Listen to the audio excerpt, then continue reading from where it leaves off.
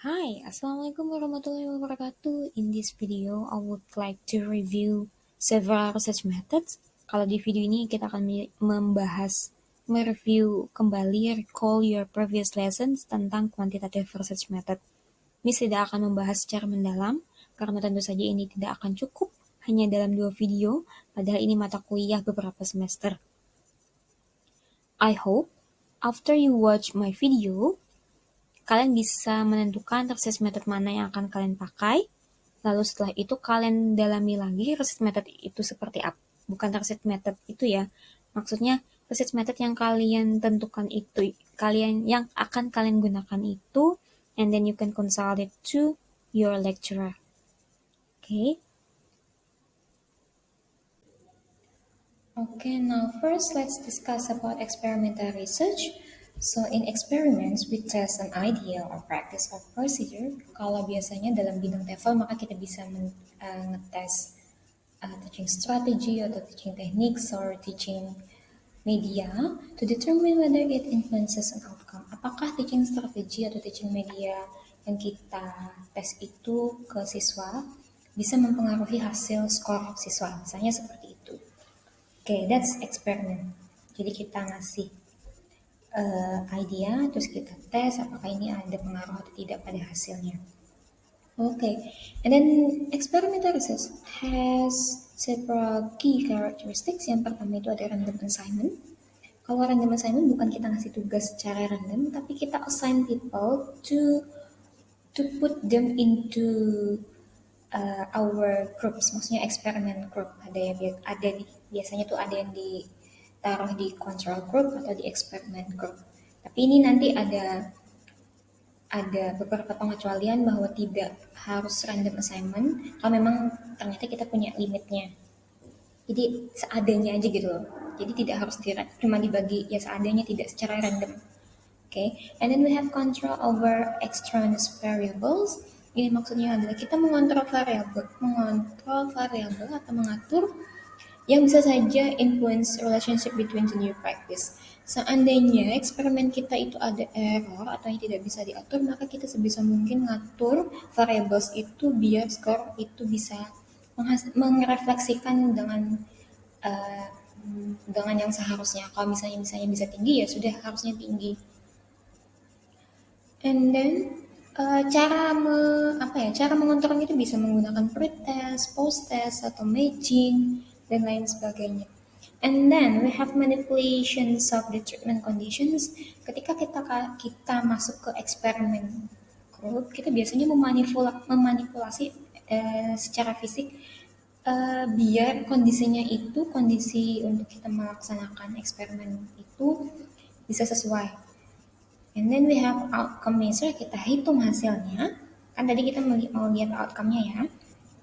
And then group comparison, jadi kita bandingkan antara dua grup yang misalnya satu grup dikasih treatment, satunya enggak. Atau dua grup ini memang punya treatment yang berbeda lalu kita bandingkan. And then the last one we have threats to validity.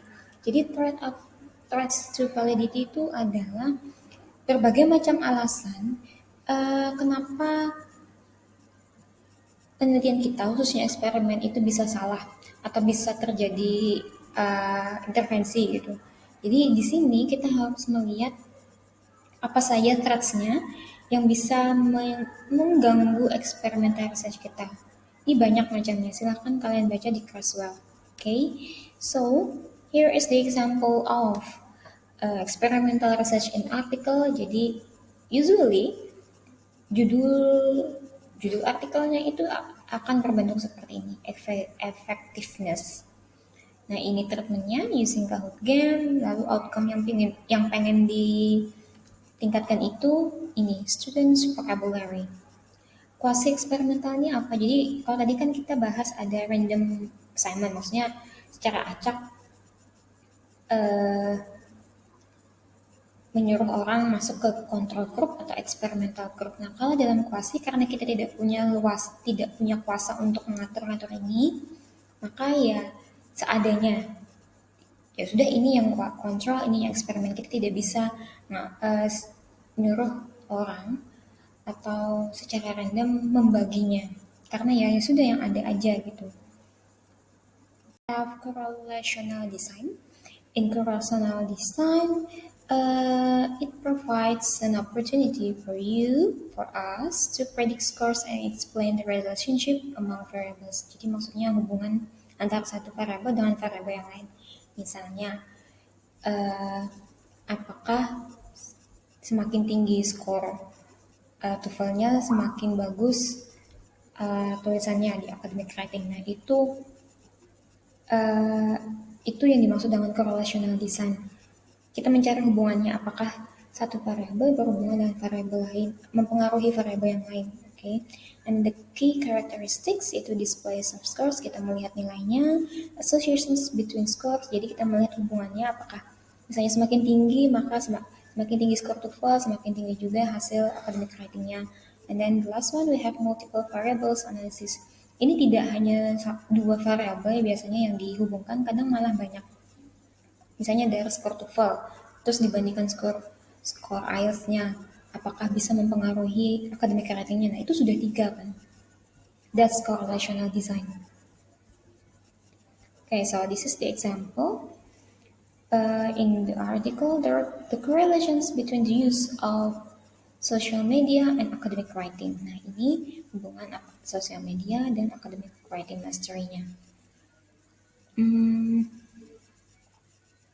Biasanya yang dilihat itu ada nilai percent product moment-nya, ini lalu di contributions-nya.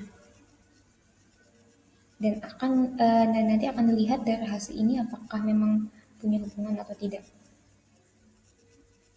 Okay, and then the third one we have survey design. Survey design.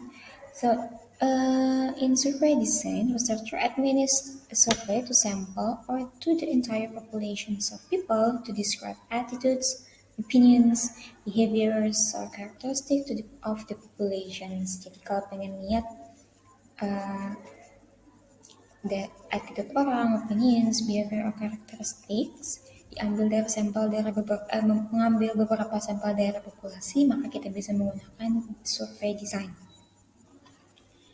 Key karakteristik dari survey design itu kita ngambil sampel dari populasi. Kalau misalnya populasinya memang terlalu banyak ya, maka kita harus ngambil sampel karena tidak mungkin kan ngambil semua orang sebagai research participant kita. And then collecting data through questionnaires or interviews. Sudah jelas ya, ini kita bisa koleksi datanya dari questionnaires or interviews. And then designing instrument for data collections, kita mendesain questionnaire-nya, lalu interviewnya seperti apa. Lalu yang the last one, obtaining high response rate. Jadi kita harus berhati-hati dalam mendesain instrumennya. Biar apa? Biar kita mendapatkan data yang benar-benar merefleksikan populasinya dan tidak bias. Itu sih. So, this is the example in the article. A survey English language teaching trends. Nah, ini dia survei tentang trends and practice. Ini kalau tidak salah punyanya Willy Renandia, Pak Willy. Nah, sampelnya 212 English teachers from 10 ASEAN countries. Nah, ini tidak bisa kan kita ngambil seluruh populasinya. And then dia menggunakan questionnaires. Okay, so that's for survey design. And then the last one we have action research. Kalau mungkin biasanya kita lebih familiar dengan CAR, Classroom Action Research. Siapa yang bisa melakukan ini? Ini biasanya dilakukan oleh teachers.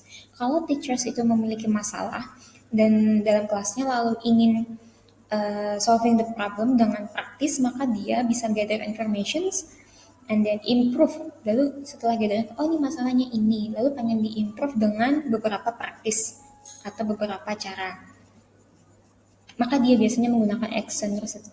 Makanya action research ini tidak disarankan di jurusan, karena ini biasanya yang tahu, benar-benar tahu di kelas itu kayak gimana kan cuma teachers, not us. Okay. Nah, karakteristiknya ini praktikal, fokus, jadi secara praktis gitu, mau solving problem dalam kelas. The educator researches on practice, ini punyanya, ini jelas ya. Ini research si empunya itu punya educator. Collaborations bisa collaborate between the teachers or educational stakeholders It is a dynamic process, artinya bisa berlanjut secara dinamis, bisa berubah. A plan of actions ini maksudnya adalah karena guru itu maunya solving problems dalam kelas, maka dia harus punya a plan of actions, maunya kayak gimana nanti di kelas. And then the last one is sharing research. Ya kali aja ternyata hasil dari action research itu bisa di-share ke guru-guru lain yang punya problem yang sama. Okay, that's for action research. And then this is what is it? In article. Use of Zoom meeting. Ini hampir mirip dengan experimental research, cuman bedanya adalah ini kayak punya siklus. Jadi nanti berapa siklus dikasih jenis treatmentnya biar bisa solving the problem, sampai bisa solving the problem. Itu yang ada di kelas, itu bedanya dengan classroom action research.